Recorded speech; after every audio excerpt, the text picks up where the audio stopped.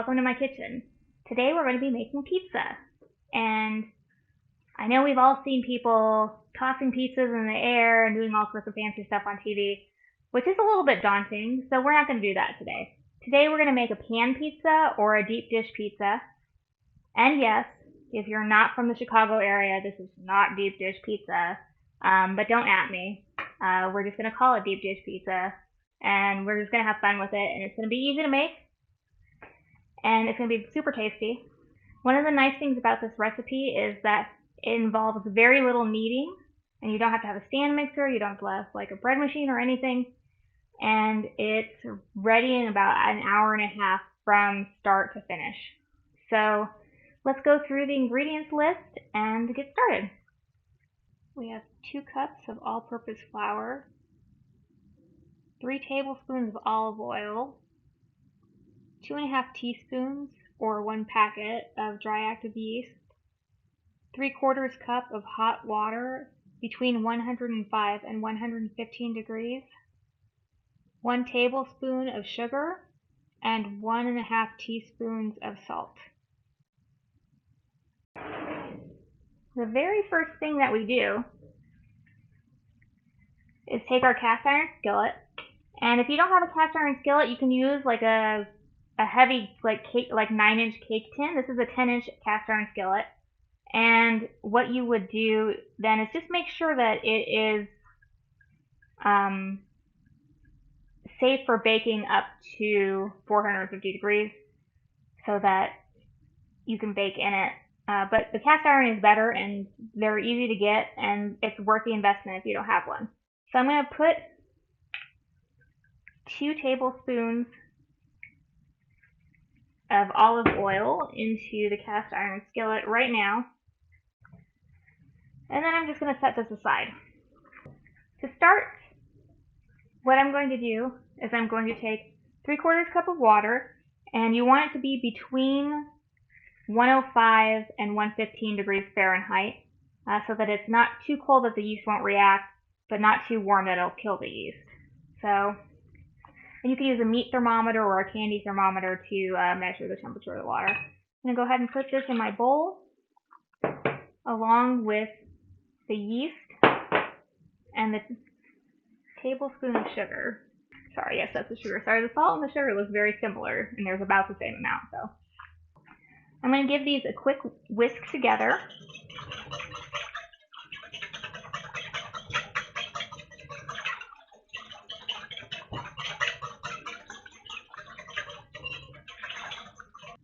And then all we do is let this set for about 10 minutes. And it's going to start to get really thick and bubbly, and that's what we want. Because that shows that the yeast is eating the sugar, and it's getting fed, and it's getting fat, and it's ready to kind of mix with the flour and start to continue to eat the sugars inside of everything and make the dough rise and be fluffy and everything. So we'll come back to this in 10 minutes and see how it is.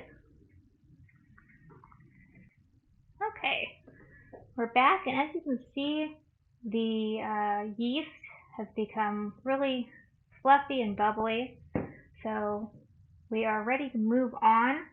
All we have to do now is put in our flour and our salt and mix it together. And you can use a wooden spoon or like a sturdy spatula. I'm using this Danish dough whisk.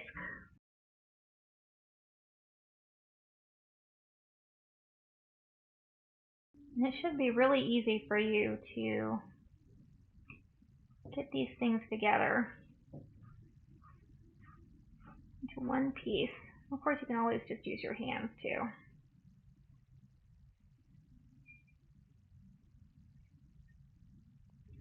Let's put it together.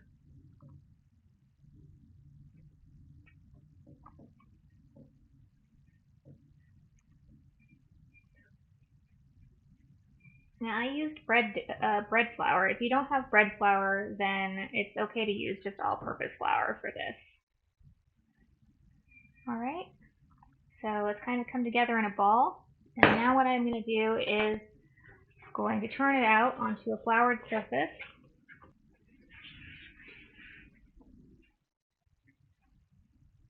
we're going to knead. Now, kneading is kind of scary for some people, but it's really just pushing the dough and mixing it together.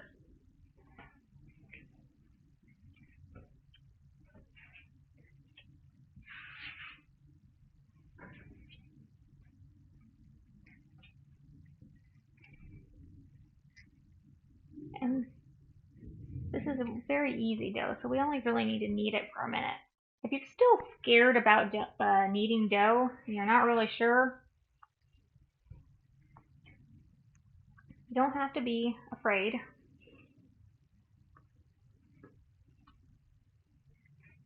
Just give it a try.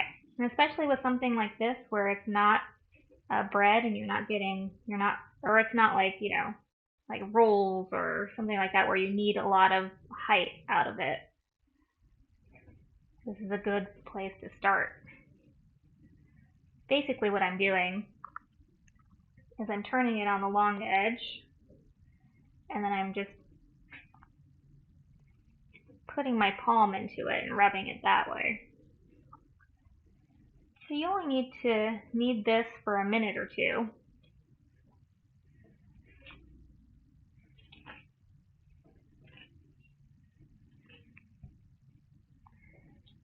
Until it's come together really nicely, formed a nice ball. If you find it sticking to your hands, what you can do is just put a little bit of olive oil on your hands, and that'll help. Honestly, one of my best and favorite things that I've invested in is a bread machine. I don't use it to actually bake bread. I just use the dough mode, and it will mix and knead and raise the dough for you, or proof the dough for you, which makes it really nice. Alright, now what I'm going to do is put the dough into the cast iron skillet with all of the olive oil. I'm going to give it a quick turn so that all of the sides are covered by the olive oil. And then we'll cover it very tightly with a cling film or saran wrap and put a towel over it, and then we're going to let it rest for 15 minutes in a warm spot. If you feel like your kitchen is too cold, what you can do is put a mug full of water into your microwave and nuke it for about 1:30. Take that out, put the pan in, and that'll give you like a dark, warm place to prove the dough. So let's go ahead and wrap this up, and then we'll set it aside for 15 minutes, and we will come back to it.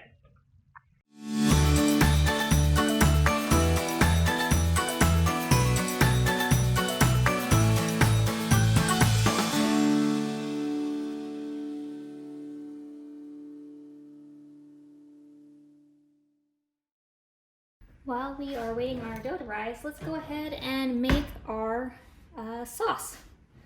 So I'm going to take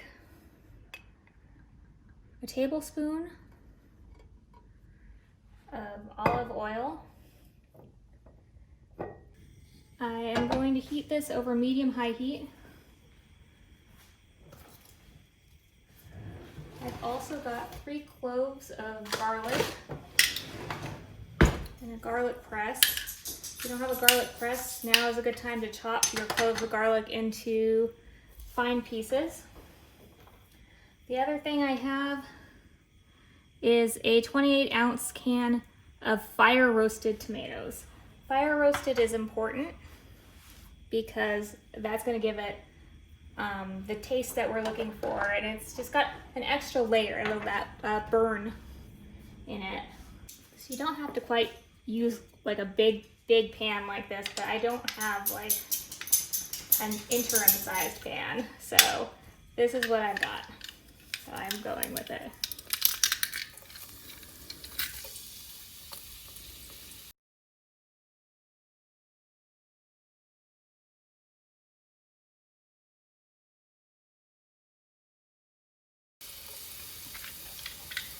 I chose 3 cloves of garlic. You could use 2, you could use 4. I guess it just really depends on how much garlic you like.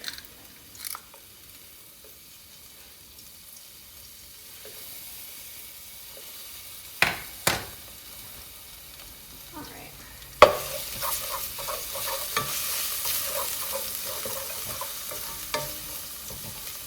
So that's very quickly gotten nice and fragrant.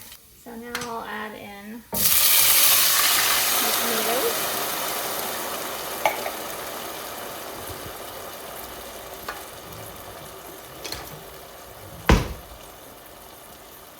And I'm going to start with half a teaspoon of salt and half a teaspoon of Italian seasoning.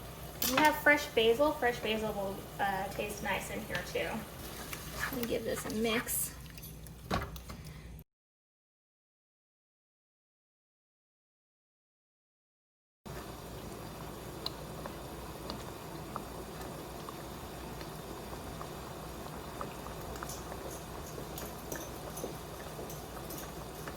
Alright, now that it's starting to boil, I'm going to turn it down and I'm just going to let it simmer.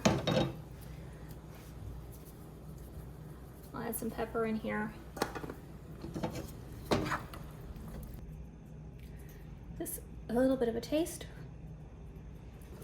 Just going to add just a little bit more salt. I'm just going to add about 1/4 of a teaspoon of sugar, and that just cuts down on the acidity inside the tomatoes. So now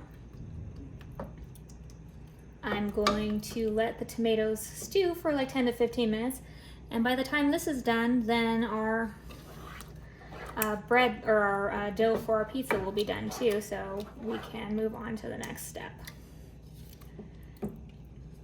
So I've used canned diced tomatoes. You can use if you like a chunky sauce, you can keep it kind of chunky, or you can use your wooden spoon to kind of, maybe in about 10 minutes when everything is softer, to kind of squish everything. If you like a smoother sauce, you can use an immersion blender to blend everything together.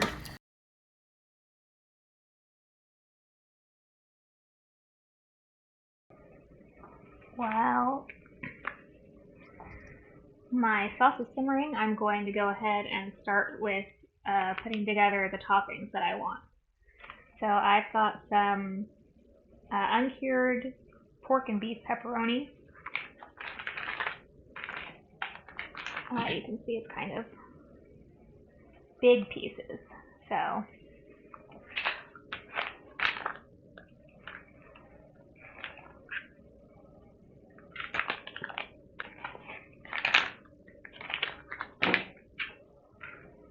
take some of these.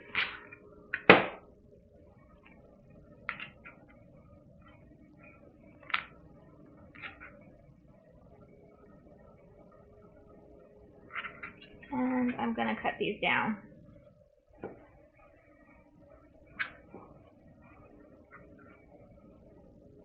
Not into super tiny pieces, but I don't want to have to sit and chew on a giant piece of pepperoni while I'm eating pizza.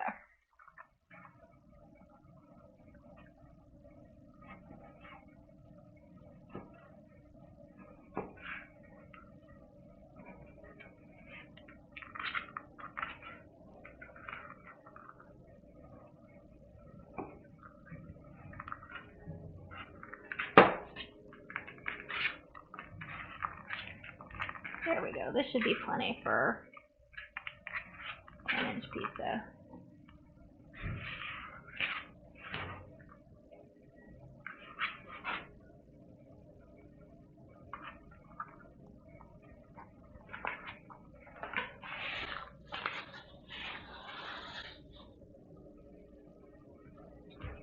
Then I have a red onion. I'm only going to use about half of it, because I like onions more than Dan does, so I don't want to put too much onion on there. And I'll go ahead and wrap up the other half of the onion and put it back in the fridge. If you don't store your onions in the fridge, I highly recommend it, because it helps with that, crying onions chopping thing. when the onion is cold. I don't know, there's got to be science behind that, but I don't know what it is, so not gonna pretend. The nice thing about pizza is that you can really do any toppings that you want. So I'm just doing pepperoni and red onions today.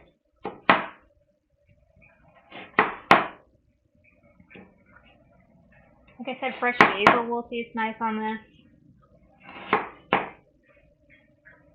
I wish I had mushrooms. Mushrooms would be good. Olives.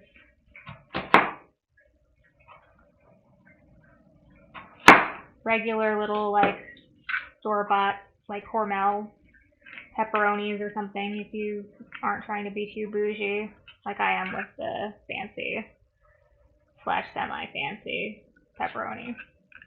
I do like caramelized onions, but I think I'm going to go ahead and leave these raw, and then I'll put some of them, probably not all of them, right on top. And whatever I don't use, I'll just use in whatever I'm cooking for dinner tonight. Oh, the sauce is ready, so let's go check on that. Alright. Our sauce has been simmering, stirring occasionally for about 10 minutes. And now I'm just going to come in here, kind of squish up the pieces of tomato to make it slightly less chunky. Like I said, if you like it smoother, you can either use canned crushed tomatoes instead of diced tomatoes. Just make sure that it's still fire roasted tomatoes. Or you can use an immersion blender at this point.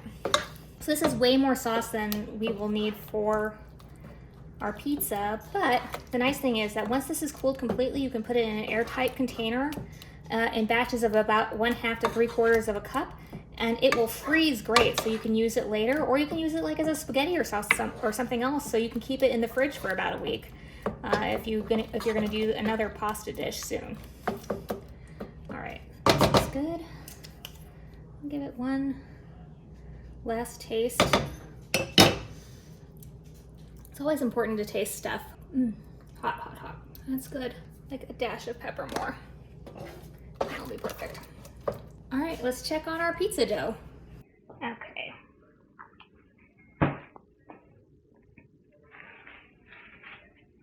As you can hopefully see, our pizza dough is much bigger now.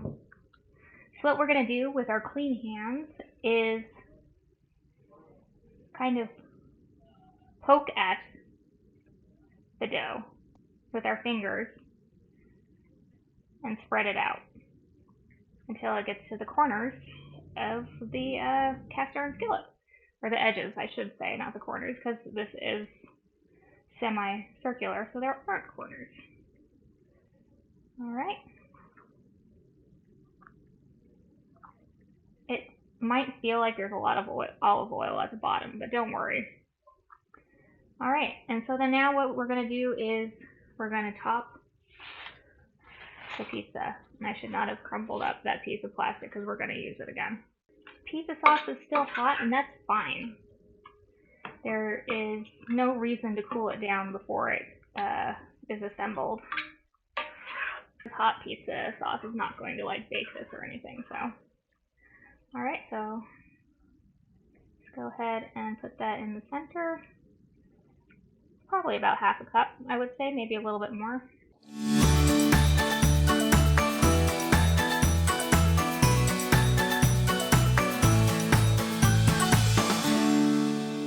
Now the only downside of having like a super chunky sauce is that sometimes it feels like there's like little gaps. But don't worry about that. I just moved that piece of tomato because I don't want it to go over the edge. Because if it's touching the cast iron skillet while it's cooking, it's going to burn. Alright, I just have some store-bought shredded mozzarella in a bag. If you want to buy big chunks of mozzarella or whatever cheese you want and shred it yourself, by all means, go for it. I do not have the energy for that today.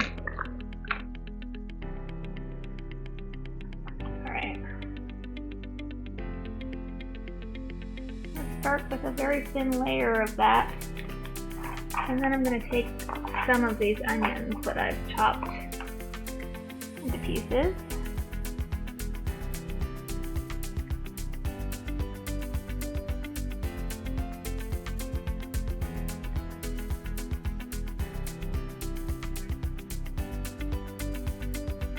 And really, pizza toppings are up to you, whatever you want to do.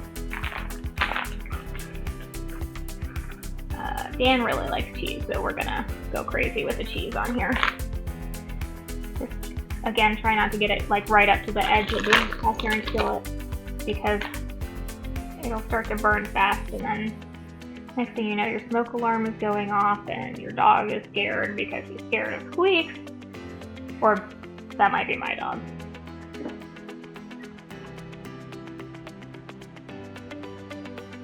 And then I'm just gonna top it with these pepperoni pieces that I put together.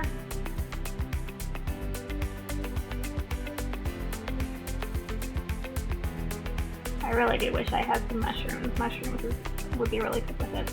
Oh, since I mentioned fresh basil before, if you wanted to put fresh basil in here, what I would recommend doing is stirring it into the sauce and or putting it on before the cheese.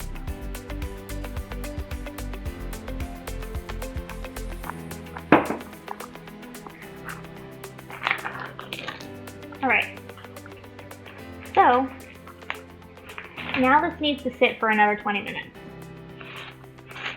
So I'm going to cover it back up.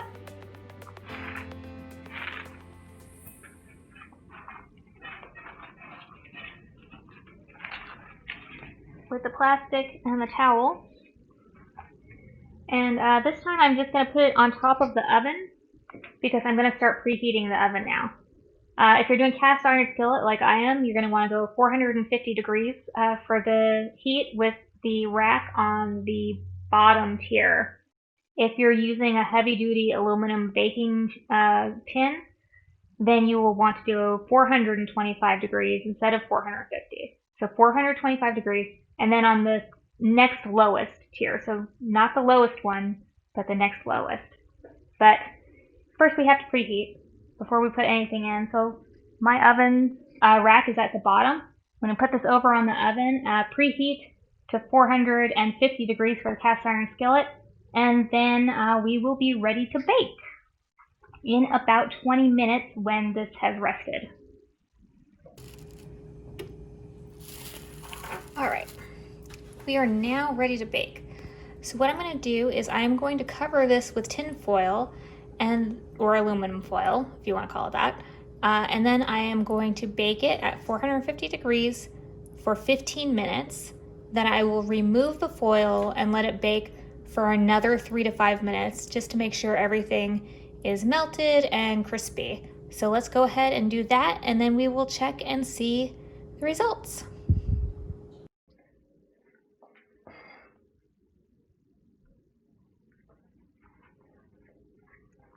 Alright, we are out of the oven and it looks pretty amazing. So when I put it in, I said I would take the foil off and leave it for maybe 3 to 5 minutes. It didn't look brown enough after 5 minutes, so I wound up leaving it in for closer to like 8.5 minutes. So I think probably closer to 8 to 10 minutes is where you want to be before you take it out after taking off the foil. A very sturdy spatula that I'm hopefully going to get in here. I'm going to kind of go around the edges. It really shouldn't be sticking because there was so much olive oil, but you never know. Alright, here's the real test. There we go. Now, I don't know if you can see, look how nice and thick and toasty that crust is. And like I said, it's not Chicago style deep dish, so don't at me. But it's a nice pan pizza, and it smells really good. So let me grab a pizza cutter and cut into this. So if you have fresh basil, this is another time to put a nice little bit of fresh basil on top, but I don't. What I'm going to do is I'm going to dust like a quarter teaspoon of Italian seasoning onto the top, just for a little bit of extra flavor. Alright, now I'm going to go ahead and cut it.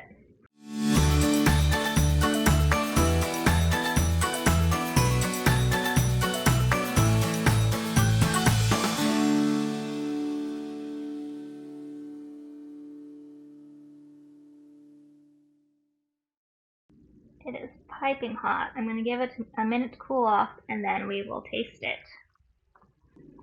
Ready to taste? Yes. It's out of the way. Okay.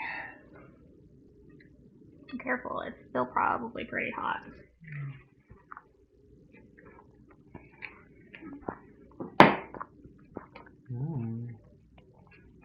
Good? Yeah. The crust is just right. It's thick without being hard to chew or anything. And all the stuff on top is just as tasty as usual. You did a great job. Thank you, honey. Well, this was actually lunch for us. I think we're gonna go ahead and get going and actually eat. But thank you for joining me for this, and I hope you'll be inspired to make your own pan pizza. A couple of notes about the baking. If you want to, you can kind of make this ahead. Just go up to the step where you put all the toppings on.